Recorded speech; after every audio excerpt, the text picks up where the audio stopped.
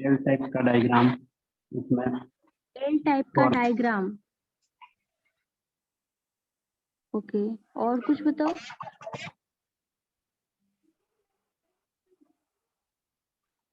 और कुछ बताओ।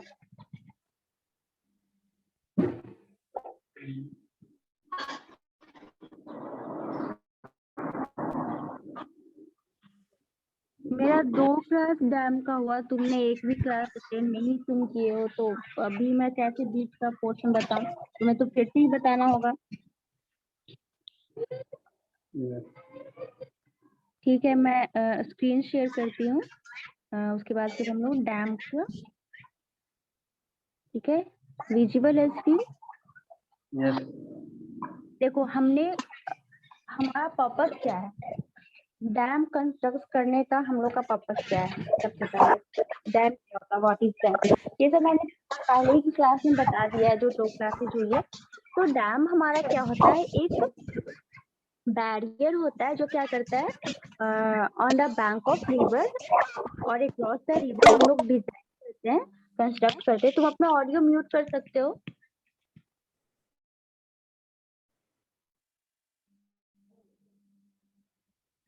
ओके, अक्रॉस द रिवर हम लोग डिजाइन करते हैं। पर्पस क्या होता है, टू स्टोरेज द वाटर, ठीक है। अगर डैम नहीं था, हमने कोई बैरियर प्रोवाइड नहीं किया था बैंक ऑफ रिवर पे, तो क्या था, रिवर का जो वाटर है वो फ्लो करके, क्या वो वाटर क्या है, अपना रास्ता खुद बना लेती है, ठीक है। हम लोग को पता है जहां भी वाटर रहेगा वो फ्लो करते जाएगी, किधर फ्लो करेगी किसी को नहीं पता, वो खुद से अपना पाथ बना लेती है। तो उस चीज को कंट्रोल करने के लिए हम लोग क्या करते हैं, एक बैरियर बना देते हैं अक्रॉस द रिवर, ताकि जो रिवर का जो वाटर है वो क्या हो जाए, स्टोर हो जाए, है ना। तो डैम का हमारा पर्पस क्या है, फॉर स्टोरेज वाटर, ठीक है। तो बिहाइंड द डैम जो हमारा वाटर होता है, दैट इज कॉल्ड रिजर्वायर। जैसे मैंने एग्जांपल दिया था चांडिल डैम का। चांडिल डैम जो हम लोग अभी क्या है, वो एक पिकनिक स्पॉट बना हुआ है जमशेदपुर का, ठीक है। तो जो लेक पोर्शन जो दिखता है, दैट इज रिजर्वायर, ठीक है। और जब हम लोग लेक के साइड से आते हैं, तो जो हमें एक हैवी स्ट्रक्चर दिखता है, जो कुछ इस टाइप का रहेगा।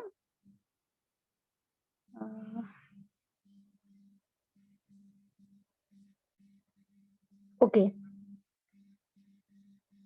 दिस इज विजिबल, ये this is line diagram of dam, correct है। इस तरह का हमें कुछ side view and front view से दिखता है।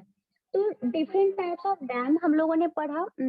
डिफरेंट टाइप्स ऑफ डैम हमारा क्या था, on the basis of purpose, on the basis of size. On the basis of size हमने पढ़ा लार्ज डैम, मीडियम डैम और small dam.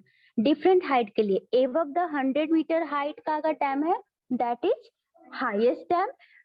100 to 50 metre height का अगर डैम है, तो दैट इज मीडियम डैम। और अगर लेस देन 50 मीटर हाइट का डैम है, that is lowest dam, correct है, ठीक है। तो हम लोगों ने टाइप्स पढ़ लिया।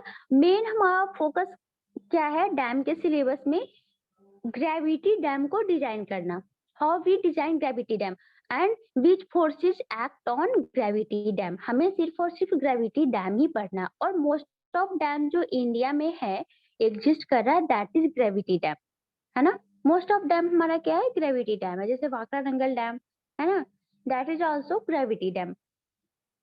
तो फॉर द डिजाइन पर्पस हम लोग क्या करेंगे, ग्रेविटी डैम का एग्जांपल लेंगे। ग्रेविटी डैम क्या होता है, ग्रेविटी डैम वो डैम है जिसका कि सारा रेजिस्टिंग फोर्स कौन बियर करेगा, ग्रेविटेशनल, मतलब वेट ऑफ डैम बियर करेगा। और डैम एक बहुत ही हैवी स्ट्रक्चर होता है, जो कि अगर ग्रेविटी डैम की बात करें, that is made of mass concreting.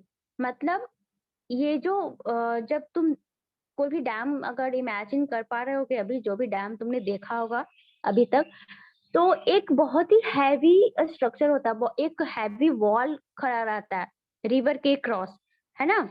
और उसके सपोर्टिंग के लिए ये जो ट्रायंगुलर पोर्शन दिख रहा है, ये हमारा क्या है, इस वॉल के सपोर्टिंग के लिए बहुत ही हैवी ये कंस्ट्रक्ट किया रहता है, ठीक है। तो Yes. On the basis of material भी डिफरेंट टाइप का डैम होता है। That is also concrete dam, earthen dam क्या होगा, सॉइल फिल का होगा, रॉक फिल डैम, रॉक्स का होगा। उसके बाद आजकल रबर डैम बहुत ज्यादा हम लोग को सुनने को मिल रहा है, ठीक है। तो रबर डैम, उसके अलावा और टिम्बर डैम है ना। तो ये स्टोन डैम, ये on the basis of material भी डिफरेंट टाइप्स ऑफ डैम अभी डिजाइन किए जा रहे हैं, ठीक है, पर्पस के अकॉर्डिंगली। तो हमें फोकस क्या है, हमारा जो फोकस है that is gravity dam. Okay, तो सबसे पहले कोई भी जब स्ट्रक्चर हम लोग डिजाइन करते हैं, जैसे मैंने लास्ट क्लास में बताया था कि अगर हमने कोई बिल्डिंग ही डिजाइन किया तो डिजाइनिंग प्रोसेस क्या होता है हमारा, कि उस बिल्डिंग पे कौन कौन सा फोर्स एक्ट कर रहा है जिसकी वजह से हमारा बिल्डिंग कोलैप्स हो रहा है, हमारा स्ट्रक्चर कोलैप्स हो रहा है। पहले उस चीज को हम लोग स्टडी करते हैं, फिर उस फोर्सेज के अगेंस्ट हम लोग कुछ ऐसा स्ट्रक्चर बनाते हैं ताकि उस फोर्स को रेजिस्ट कर सके, ठीक है। हमारा पर्पस यही होता है ना सेफ स्ट्रक्चर का, कि जो भी हमारा फोर्स एक्ट कर रहा है उसको रेजिस्ट कर सके, ठीक है। तो सबसे पहले डैम डिजाइनिंग के लिए जो हमारा फर्स्ट प्रोसेस है दैट इज कौन कौन सा फोर्सेज हमारा डैम पे एक्ट कर रहा है। ओके, तो first Yes. Force is the first जो फोर्स है दैट इज सेल्फ वेट। जैसा कि मैंने बताया कि डैम हमारा बहुत ही हैवी स्ट्रक्चर होता है, तो जब हैवी स्ट्रक्चर है तो उसका कुछ सेल्फ वेट भी होगा, है ना। सेल्फ वेट भी हम लोग कंसिडर करेंगे। जैसे हम लोग अगर बिल्डिंग ही बनाते हैं तो हमने क्या यूज किया, हमने आरसीसी यूज किया ना, हमने कंक्रीट यूज किया। तो बिल्डिंग बनाने के लिए आरसीसी का जितने भी प्रॉब्लम बना है उसमें गामा यूनिट का वेट, कंक्रीट वेट का यूज होता है ना, unit weight of concrete that is 25 Yes. Kilonewton पर मीटर क्यूब, ठीक है। फिर उसके बेसिस पे हम लोग वेट निकालते हैं, फिर उस वेट के अकॉर्डिंग हम लोग फोर्सेस निकालते हैं, मोमेंट्स निकालते हैं, है ना। तो वेट को हम लोग कंसिडर करते हैं ना, ऐसा तो नहीं है कि बिना कंक्रीट का वेट का हम लोग डिजाइन करते हैं, ठीक है। तो नहीं. यहाँ तो क्या करेंगे, सेल्फ वेट को कंसिडर करेंगे। What is the self weight of dam, कैसे निकालेंगे, तो ये मेरा डैम है that is heel portion and toe portion, this is the dam. देखो डैम हमारा कुछ इस तरह से ही होता है, इमेजिन कर पा रहे होगे। ये हमारा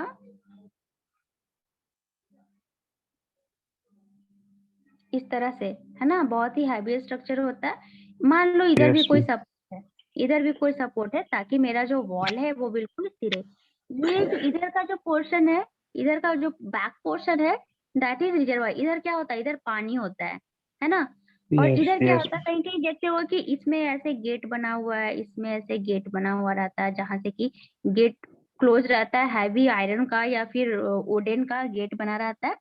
और यहाँ से कैनाल, एक छोटा सा कैनाल लगा रहता है। देख के समझ में, फर्स्ट टाइम देखे होगे तो मैं भी नहीं समझ में आएगा कि क्या है। हाँ डैम के बारे में सुने हैं लेकिन रिजर्वायर किधर है। तो रिजर्वायर जो वाटर जो लेक होता है ना दैट इज रिजर्वायर। ये जो स्ट्रक्चर है this is dam, this is called gate. And यहाँ से एक पानी फ्लो होने के लिए ऐसे छोटा सा कैनाल बनाया रहता है, चैनल बनाया रहता है, that is canal. Okay, Yes. ये हमारा पोर्शन है डैम का। तो first force is the self wait. Self weight क्या, तो हैवी स्ट्रक्चर है, मॉस कंक्रीट का यूज किया गया है, तो उसका कुछ सेल्फ वेट होगा। तो that weight how we calculate, W equal to W1 plus W2, ठीक है। W1 क्या है, तो ये जो वॉल है, ये जो वॉल जो कि बहुत अक्रॉस द रिवर जो इसका लेंथ क्या है ना, अक्रॉस द जो रिवर लेंथ गया है, वर्टिकल वॉल है, Yes. That is weight W1। और ये जो ट्रायंगुलर पोर्शन है ये भी अलोंग द लेंथ गया है ना, दिस इज Yes. W2। कैसा भी यहाँ पे ट्रायंगुलर मान लो कि अलग अलग बाइफरकेट करके दिया रहेगा इसका, तो भी हम लोग कैलकुलेट कर सकते हैं। हमें पता होना चाहिए कि क्या मटेरियल यूज किया गया है डैम कंस्ट्रक्ट होने में, और उस मटेरियल का यूनिट वेट क्या है। बाकी अगर किसी भी चीज का यूनिट वेट पता है, चाहे वो स्क्वायर हो, ट्रायंगल हो, है ना, तो सबका Yes. हम वेट कैलकुलेट कर सकते हैं। कैसे, यूनिट वेट हमें पता है। मान लो कि ये वुडन बॉक्स है, वुडन बॉक्स है, वुडन बॉक्स है, और ये जो वुड है उसका यूनिट वेट है गामा, है ना। और ये जो बॉक्स Yes. है उसका एरिया दिया हुआ है A, और हाइट दिया हुआ है एच, तो क्या हो जाएगा gamma into A into A L, into ये H. हमारा क्या आ जाएगा वेट आ जाएगा। हाँ एग्जैक्टली एच, ये हमारा वेट आ जाएगा। तो कोई भी कंस्ट्रक्शन हो अगर हमें उसका यूनिट वेट दिए पता है और उसका वॉल्यूम पता है तो हम लोग क्या कर सकते हैं वेट कैलकुलेट कर सकते हैं। तो सिमिलर केस यहाँ पे हुआ है, हमने सेल्फ वेट कैलकुलेट कर लिया अपना जो भी हमारे सामने जो डैम है उसका। अब डैम तो हमने सेल्फ वेट कैलकुलेट कर लिया, लेकिन डैम का जो पोर्शन है उसको कुछ नोमेनक्लेचर से बताया गया। तो डैम का जो ये पोर्शन है, ये जो डैम का पोर्शन है, मैं ये डायग्राम नहीं, ये हिल पॉइंट दिख रहा है और ये टो पॉइंट Yes. दिख रहा है।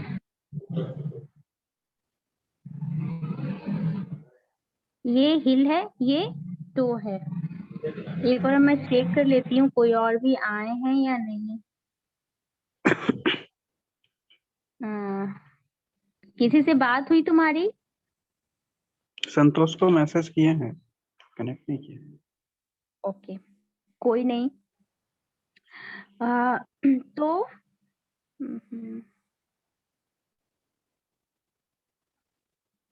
ये हिल पॉइंट दिख रहा है, डी पॉइंट हमारा क्या है हिल पॉइंट, और एंड एफ पॉइंट क्या है हमारा टो पॉइंट।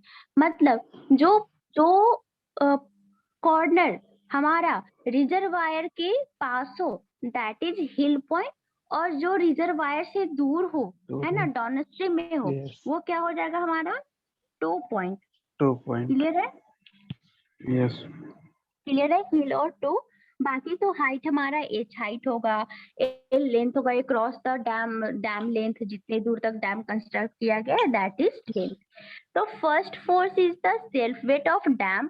तो सेल्फ वेट ऑफ डैम हमारा हमने कैलकुलेट कर लिया, और ये कहाँ पे लाई करेगा, कोई भी बॉडी का रिजल्टेंट फोर्स कहाँ पे लाई करता है जहाँ पे उसका सीजी होता है।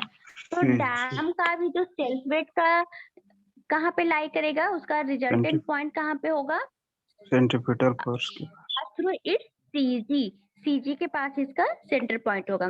ओके, सेकेंड फोर्स है, और सेल्फ वेट हमारा क्या होता है रेजिस्टिंग फोर्स होता है। सेल्फ वेट ही हमारे डैम को सेफली सस्टेन करता है ना। तो Yes. सस्टेनेबिलिटी का जो रीजन है दैट इज सेल्फ वेट, किसके लिए, in case of gravity dam.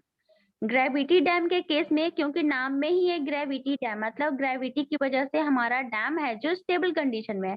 तो ग्रेविटी कहाँ से आएगा, ज्यादा से ज्यादा ग्रेविटी फोर्स कहाँ से मिलेगा, हमें सेल्फ वेट से मिलेगा। ठीक है, तो सेल्फ वेट हमारा रेजिस्टिंग फोर्स होता है किसके अगेंस्ट, जो भी मेरा एक्सटर्नल फोर्सेज आएगा उसके अगेंस्ट हमारा रेजिस्टिंग फोर्स होता है सेल्फ वेट। मतलब जब हम लोग ग्रेविटी डैम डिजाइन कर रहे हैं तो हमें ये ध्यान देना होगा कि मैक्सिमम टू मैक्सिमम हमें सेल्फ वेट निकल के आए, और सेल्फ वेट के अगेंस्ट में जो भी फोर्सेज है वो हमें मिनिमम मिले। Second force is the water force, water pressure force. Dam कहाँ पे कंस्ट्रक्ट किया जा रहा है, तो रिवर के बैंक पे कंस्ट्रक्ट किया जा रहा है, और एक साइड इसका पानी ही है।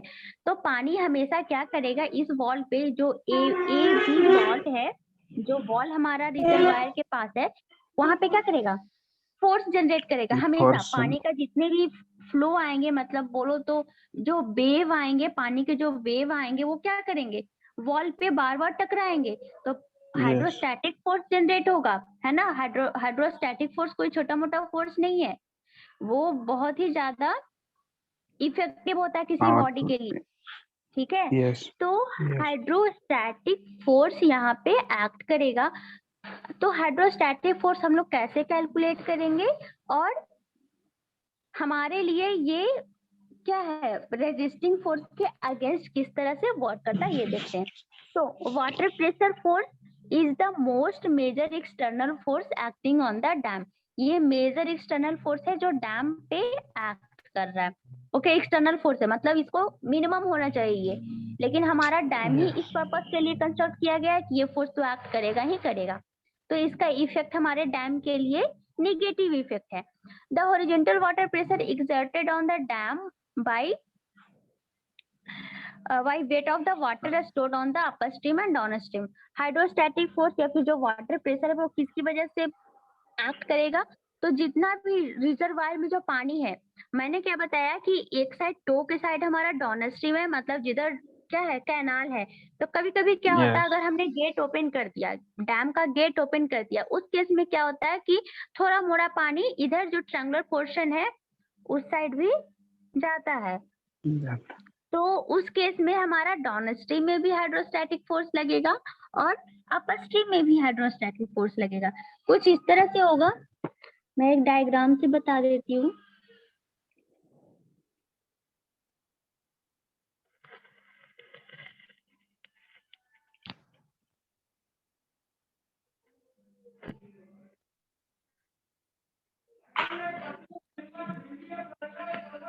ये हमारा क्या है, गेट, Gate.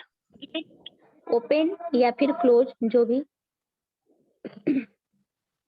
ये point A B C D E F है ना, यहाँ भी पॉइंट दे दो जी एच, ठीक है। तो इधर जो क्या है, इधर हमारा ये ब्लू पॉइंट दिख रहा होगा, Yes. दिस इज Water है. वाटर। इधर क्या है, इधर वाटर है, ये वॉल के पीछे वाटर है। Water कभी है. कभी क्या होता है, गेट ओपन रहता है, यहाँ पे हमने क्या बनाया, यहाँ पे कैनाल, यहाँ पे कैनाल बना हुआ है, ठीक है। तो कभी कभी क्या होता है कि पानी, अगर गेट ओपन हमने कर दिया तो पानी इधर हमारे डाउन स्ट्रीम में भी रहेगा। इधर हमारा अपर Yes. स्ट्रीम है, उस साइड रिजर्वायर के side that is upper stream, reservoir के इस साइड मतलब डैम, बिहाइंड द डैम हमारा क्या है, डाउन स्ट्रीम। तो Downstream. जहां भी वाटर है वहां पे वाटर प्रेशर एक्ट होगा, मतलब हाइड्रोस्टैटिक फोर्स एक्ट होगा। क्लियर है? तो Yes. यही कैलकुलेट करना है। तो हमारा जो रेजिस्टिंग फोर्स था ये इधर था, सेल्फ वेट। हमारा हाइड्रोस्टैटिक फोर्स इधर हॉरिजॉन्टल डायरेक्शन में एक्ट कर रहा है, इधर का इधर डायरेक्शन में एक्ट कर रहा है, डाउन स्ट्रीम का इस साइड में एक्ट कर रहा है। हमें पता है कि अपर स्ट्रीम में ज्यादा चांसेस है, ज्यादा पानी होगा तो इधर का फोर्स ज्यादा, Yes. इधर कम हो सकता है। इधर पानी, डाउन स्ट्रीम में पानी नहीं भी रह सकता, तो फोर्सेज उस कंडीशन में 0 हो जाएगा। तो इस फोर्स पे क्या इफेक्ट पड़ेगा, इस फोर्स के लिए ये फोर्स का जो रिजल्टेंट होगा वो क्या होगा, अगर मोमेंट निकाले हम लोग वाटर प्रेशर के लिए, तो क्या जो रिजल्टेंट वेट है, resultant force in downward direction को क्या करेगा, रिड्यूस कर देगा, Reduce. ठीक है। तो रिड्यूस कर देगा, ये हमने समझा। कैसे कैलकुलेट करेंगे ये हम लोग अभी देखते हैं, ठीक है। वाटर प्रेशर क्या होता है ये समझ में आ गया, किस तरह से एक्ट करता है, कहाँ पे एक्ट करता है। तो हाइड्रोस्टैटिक फोर्स तुम लोग फ्लूइड में कैलकुलेट करते होगे, वो चीज ध्यान में रखते हुए हम लोग हाइड्रोस्टैटिक फोर्स कैलकुलेट करते हैं। तो क्या होता है, ये हमारा डैम था, Yes. ये हमारा डैम, ये कुछ ज्यादा, ये लाइन, ये डाउन स्ट्रीम पोर्शन इतना हाइट पे जरूरी नहीं है कि होता है, ये इस पोर्शन पे भी हो सकता है, थोड़ा नीचे ही रहता है, लेकिन ये डायग्राम विजिबल होने के लिए बताया जा रहा है, ठीक है। Yes. ये क्या है, ये अभी एक नया लाइन क्या दे दिए, तो ये एक सपोर्ट है। किसके लिए सपोर्ट है, अगर कुछ एक्स्ट्रा सपोर्ट की जरूरत पड़े, किस साइड में, रिजर्वायर के साइड में, तो ये एक सपोर्ट हम लोग बना देते हैं। जैसे हम लोग अर्थ प्रेशर, अर्थिंग वॉल जो होता है वो क्या है, वो एक सपोर्ट होता है ना, तो उसी Yes. तरह का एक सपोर्ट, एक ट्रायंगुलर सपोर्ट हम लोग क्या करते हैं, यहाँ पे क्रिएट कर देते हैं, अगर हमारा जरूरत हो, तो नीड हो डैम के लिए। तो इस कंडीशन में इधर पानी भरा हुआ है, इधर इतने दूर तक का पानी है, ठीक है। तो जितना भी पानी है, जो जो वॉल पे, डैम के जितने भी वॉल पे एक्ट कर रहा है, उसका हम लोग प्रेशर कैलकुलेट कर लेंगे। तो अभी क्लियर है, ये P1 एंड P2। P1 हमारा इस डायरेक्शन में, अपर स्ट्रीम डायरेक्शन में फोर्स लग रहा है, और इन हॉरिजॉन्टल डायरेक्शन कहाँ पे, P2. On the wall of dam, dam के वॉल पे जनरेट हो रहा है फोर्स। इधर हमारा P2 फोर्स एक्ट हो रहा है फ्रॉम डाउनवर्ड डायरेक्शन, ठीक है। Value Yes. क्या होगा, तो जैसे हम लोग अर्थ प्रेशर कैलकुलेट करते थे ना, अर्थ प्रेशर में सेम यहाँ पे भी वैल्यू होगा वाटर प्रेशर का, that is P1 equal to half gamma H² और P2 equal to half gamma H1² downstream के लिए, ठीक है। क्लियर है, Yes. Water Yes. Pressure clear है। नेक्स्ट है हमारा अपलिफ्ट प्रेशर। तो लास्ट क्लास में मैंने ये भी बताया था कि जब हम लोग डैम डिजाइन करते हैं तो हम लोग का जो पर्पस होता है कि जो डैम का फाउंडेशन है उसमें सीपेज ना हो। क्यों क्यों Yes. सीपेज नहीं होना चाहिए? क्योंकि सीपेज की वजह से जो पानी आएगा है ना, जो वाटर आ जाएगा, वाटर क्या करेगा, एक सीपेज फोर्स जनरेट करेगा। कहाँ पे? On the base of dam, base of foundation of dam. ठीक है, ये हमारा Yes. जो सीपेज फोर्स है ये क्या हो जाएगा, ये सीपेज फोर्स की वजह से जो सेल्फ वेट ऑफ डैम है उसका रिजल्टेंट रिड्यूस हो जाएगा। लेकिन ग्रेविटी डैम डिजाइन करने के लिए मैंने बताया कि हमें वेट ऑफ डैम को हाईएस्ट रखना है ताकि वो हर एक एक्सटर्नल फोर्स को बेयर कर सके। सीपेज फोर्स की वजह से क्या हो रहा था, हमारा रिजल्टेंट वेट क्या हो जा रहा है, रिड्यूस हो जा रहा है। Reduce. क्यों? क्योंकि वेट हमारा डाउनवर्ड और सीपेज फोर्स अपवर्ड। ठीक है, Upward. तो इस वजह से हमें सीपेज फोर्स को रिड्यूस करना पड़ता है। तो रिड्यूस करने के लिए हमें सबसे पहले क्या करना होगा, सीपेज फोर्स का स्टडी करना होगा। तो seepage force is also called uplift pressure force. ठीक है, तो अपलिफ्ट प्रेशर फोर्स क्या है, ये ड्यू टू सीपेज क्रिएट होता है। कैसे? तो water seeping through the pores, cracks and fissures at the foundation of material and water seeping through the dam body to the bottom through the joint between body of the dam and its foundation। अगर कोई भी crack, features, pores अगर आ गया कहाँ पे, base of foundation में, उसकी वजह से क्या होता है, वाटर है जो वाटर के साइड में बनाया है ना हमने डैम, तो फाउंडेशन के पास तो पानी आएगा ही फ्लो करके, है ना। तो उस Yes. कंडीशन में क्या होता है, सीपेज से हमारा वाटर वहां पे चला जाता है फाउंडेशन में और ये एक तरह का प्रेशर जनरेट करता है, that is called uplift pressure. Uplift pressure क्यों? क्योंकि ये अपर डायरेक्शन में फोर्स लगेगा, है ना, on the Yes. Base of Yes. Foundation. तो this is the second major external forces. ये बहुत ही क्या हार्मफुल होता है हमारे डैम डिजाइनिंग के लिए। अगर सीपेज हो रहा है तो हमें किसी भी कंडीशन में इसे मिनिमाइज करना है। क्लियर है? किसी भी Yes. कंडीशन में हमें अपलिफ्ट प्रेशर को मिनिमाइज करना ताकि हमारा जो डैम है वो क्या रहे, Stable. सेफली सस्टेन कर सके। कैसे कैलकुलेट करेंगे सीपेज फोर्स? हमने ये जान लिया कि वाटर का ही प्रेशर है लेकिन ये डाउनवर्ड डायरेक्शन में एक्ट कर रहा है on the base of foundation. ये डायग्राम विजिबल होगा, ये डायग्राम। Yes. Yes, ma'am. तो ये हमारा डैम है, दिस इज P1 और दिस इज P2। ये P1 P2 कौन सा फोर्स है, दिस इज हाइड्रोस्टैटिक फोर्स, मतलब वाटर प्रेशर। ठीक है, अब Yes. क्या है कि यहाँ पे भी पानी आ गया, ये जो डॉट डॉट है this is also water. Water, ये वाटर कहाँ से आया, ये ड्यू टू सीपेज वाटर आ गया। ठीक है, तो हमारा जो सीपेज फोर्स कैसा आएगा, ये डायग्राम दिख रहा होगा, this is Yes. Seepage force. Seepage force का हमारा लाइन प्रेशर डिस्ट्रीब्यूशन डायग्राम है। ठीक है, प्रेशर डिस्ट्रीब्यूशन डायग्राम है। तो ये प्रेशर डिस्ट्रीब्यूशन डायग्राम, इसका वैल्यू हम लोग कैसे कैलकुलेट करेंगे?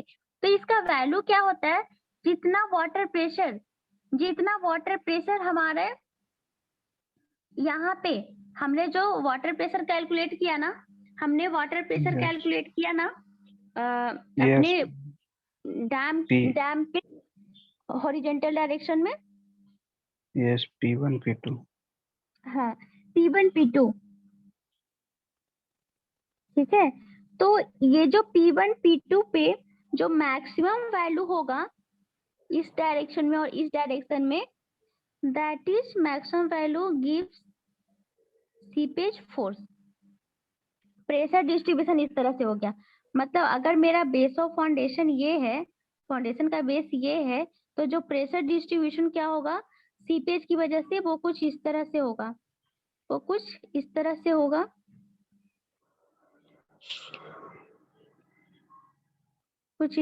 होगा। Yeah. और मैक्सिमम कहाँ पे होगा, क्योंकि रिजर्वायर हमारा इस साइड था अपर स्ट्रीम में, तो अपर स्ट्रीम में वाटर ज्यादा होगा, वाटर ज्यादा सीप करेगा। डाउन स्ट्रीम में हमारा कम पानी था तो वहां पे सीपेज कम होगा। क्लियर है? तो इस वजह से Yes. हिल के टाइम ये पोर्शन क्या था, ये पोर्शन हमारा हिल था और ये पोर्शन हमारा टो था, है ना। Tooth. तो Yes. हिल के पास हमारा ज्यादा प्रेशर लगेगा सीपेज पोर्शन, और टो के पास हमारा कम प्रेशर लगेगा। तो इसीलिए ये डायग्राम दिख रहा होगा, ये प्रेशर डिस्ट्रीब्यूशन दिख रहा होगा, ये इस तरह से बनाया गया है। Yes. हाईएस्ट प्रेशर हमारा कहाँ पे है? हिल के पास है, हिल के पास। टो के पास थोड़ा कम प्रेशर है, कम ठीक प्रेशर है। है। वैल्यू क्या है? तो जो मेरा मैक्सिमम हाइड्रोस्टैटिक प्रेशर लग रहा था डैम पे, मतलब जो वाटर प्रेशर था मैक्सिमम, दैट इज हेयर। और जो इधर बैकवर्ड डायरेक्शन में, सॉरी, जो डाउनवर्ड डायरेक्शन में जो हाइड्रोस्टैटिक प्रेशर था मैक्सिमम, दैट इज हेयर। ये वैल्यू होता है किसका? सीपेज प्रेशर का। कोर्स। वैल्यू समझ में आ गया क्या होता है? यस। ओके, देखो हमें क्या करना है, हमें सीपेज प्रेशर को रिड्यूस करना है ना। हमें सीपेज प्रेशर को रिड्यूस करना है। हम लोग कैसे रिड्यूस करेंगे? तो हमें, जैसे हमने सॉइल मैकेनिक्स में पढ़ा होगा तुम लोगों ने, कि सीपेज को मिनिमाइज करने के लिए क्या यूज किया जाता है? सीपेज को मिनिमाइज करने के लिए either seat pile, either drainage gallery, ठीक है। Either seat pile, either drainage gallery हम लोग प्रोवाइड करते हैं। तो यहाँ भी सीपेज हो रहा है, सीपेज से प्रिवेंशन के लिए हम लोग क्या करेंगे? सीट पाइल या फिर ड्रेनेज गैलरी बनाएंगे। तो हम लोग मोस्ट प्रेफर किस पे करते हैं? हम लोग मोस्ट प्रेफरली किसके लिए करते हैं? ड्रेनेज गैलरी के लिए, ठीक है। तो Yes. ड्रेनेज गैलरी हम लोग कंस्ट्रक्ट करते हैं। कहाँ पे कंस्ट्रक्ट करते हैं? नियर द ऊपर। हिल, नियर द हिल। क्यों? क्योंकि हिल पे हमारा सीपेज ज्यादा हो रहा था, तो हिल के पास हम लोग ड्रेनेज गैलरी प्रोवाइड करते हैं। जब चांडिल डैम अगर तुम गए हो या फिर कोई भी डैम, तो हर एक डैम में ड्रेनेज गैलरी भी प्रोवाइड किया जाता है। Yes. तुम लोग कभी गौर किए हो ड्रेनेज गैलरी कैसा होता है? No ma'am.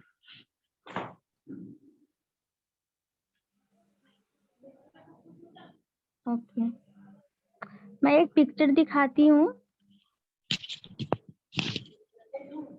ड्रेनेज गैलरी का, वहां से तुम लोगों को समझ में आएगा।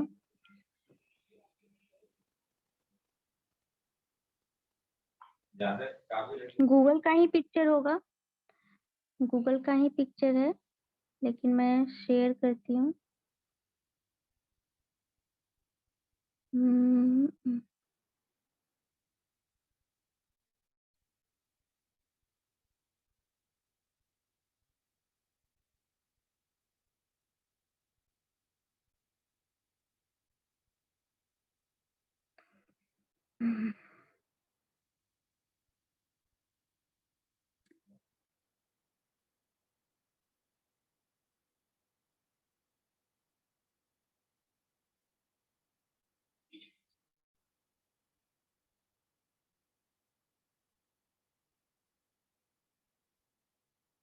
ये विजिबल है?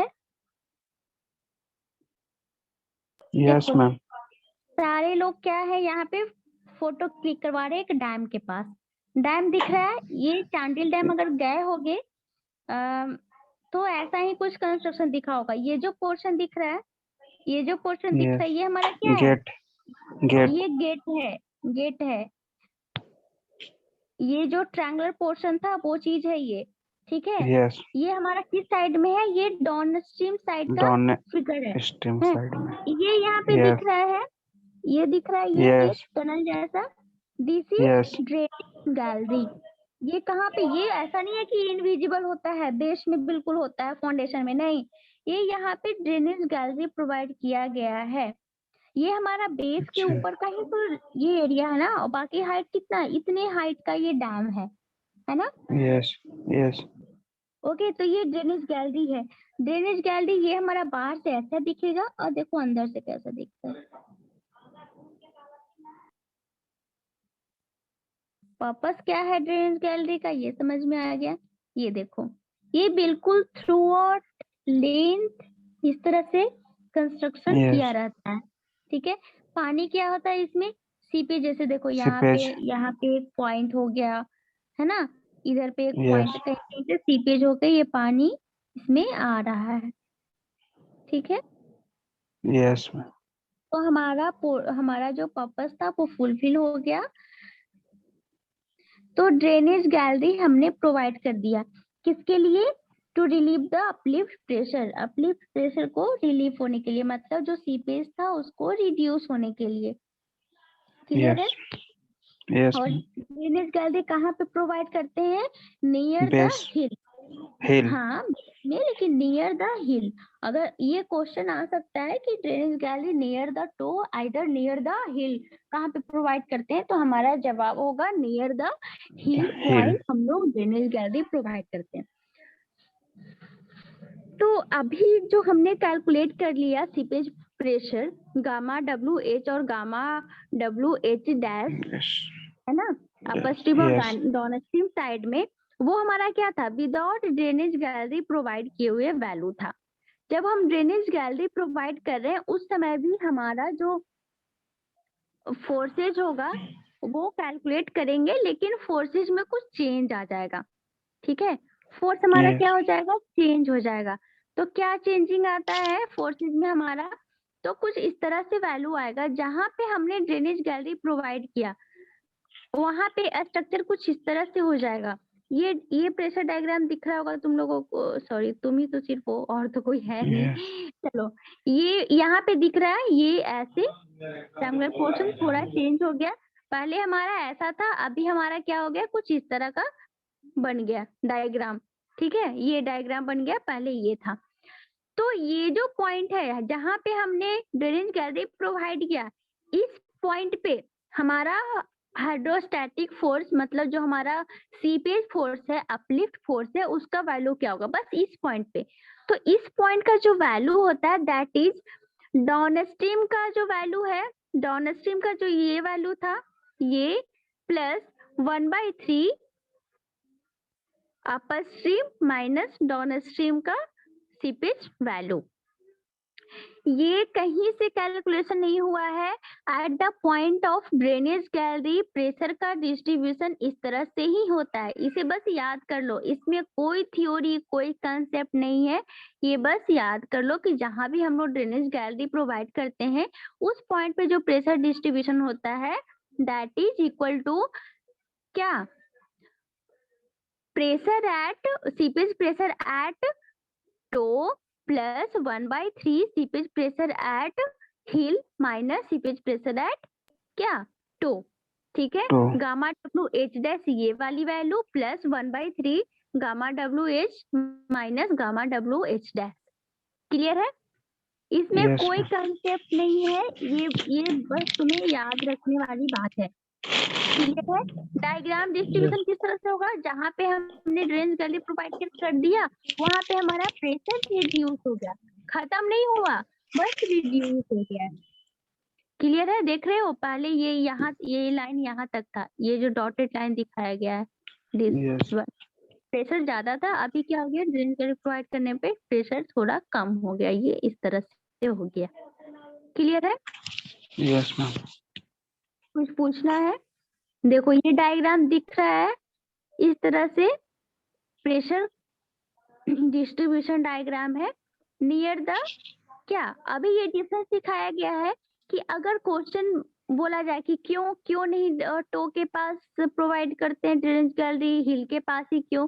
तो इसलिए कि हमें क्या करना है, हमें प्रेशर को मिनिमाइज करना, सीपेज प्रेशर को। तो ये जो एरिया आ रहा है, this area given seepage pressure value, तो किस में डायग्राम से बस समझ रहे हैं। वैसे तो रीजन ये भी है कि हिल के पास हमारा सीपेज ज्यादा होगा, बट दूसरा जो कैलकुलेशन पोर्शन से अगर देखा जाए तो डायग्राम से समझेंगे कि कहाँ पे हमें इस एरिया को, ये जो डायग्राम बनाया हुआ लाइन डायग्राम, ये दोनों जो लाइन डायग्राम, ये क्या देगा? इस जो एरिया है वो क्या देगा? सीपेज वैल्यू देगा, सीपेज प्रेशर का वैल्यू देगा। ये हमारा था गामा WH, ये था गामा WH डैश। ठीक है, हाँ। तो अगर हमने हिल के पास प्रोवाइड किया तो ये कंडीशन था, एरिया इतना आ रहा था। अगर हम लोग टो के पास प्रोवाइड करेंगे तो ये वैल्यू ज्यादा है, ये जो लाइन था अपर स्ट्रीम वाला ये वैल्यू ज्यादा था, ये वैल्यू ज्यादा था, इतने दूर का एरिया ही बहुत ज्यादा हो गया, इसके बाद हमने यहाँ पे प्रोवाइड किया, तो एरिया किस में ज्यादा होगा, किस में कम होगा, एरिया इसमें हमारा कम होगा। तो इस वजह से भी क्या करते हैं हम लोग समझ सकते हैं कि ड्रेनेज गैलरी हम लोग को एट हिल मतलब नियर द हिल और नियर टू अपस्ट्रीम फेस हम लोग डिजाइन करते हैं। क्लियर है? Yes. एक छोटा सा प्रॉब्लम है, ये एग्जांपल दिया हुआ है डायग्राम में, क्या क्या प्रोवाइड किया गया, हाइट हमारा 65 मीटर है, अपर स्ट्रीम का, डाउन स्ट्रीम में जो वाटर अवेलेबल है उसका हाइट 6 मीटर है। ठीक है, ड्रेनेज गैलरी हमें कहाँ पे प्रोवाइड किया गया है, from heel 10 metre from to 40 metre. ठीक है, तो यहाँ से हमें कैलकुलेट करना है सीपेज प्रेशर। सीपेज प्रेशर तो क्या करते हैं हम लोग, सीपेज प्रेशर हमारा होता है इधर का जो मैक्सिमम प्रेशर है, इधर का जो मैक्सिमम प्रेशर मतलब अपर स्ट्रीम और डाउन स्ट्रीम फेज पे जो मैक्सिमम प्रेशर था हाइड्रोस्टैटिक प्रेशर वो, और जहाँ पे हम लोग ड्रेनेज गैलरी प्रोवाइड करते हैं वहां पे क्या हो जाता है, डाउन स्ट्रीम का हाइड्रोस्टैटिक प्रेशर प्लस 1/3 अपर स्ट्रीम माइनस डाउन स्ट्रीम का हाइड्रोस्टैटिक प्रेशर। तो वैल्यू हमें सब पता है, हम लोग कैलकुलेट कर लेंगे। क्लियर है? Yes, ma'am.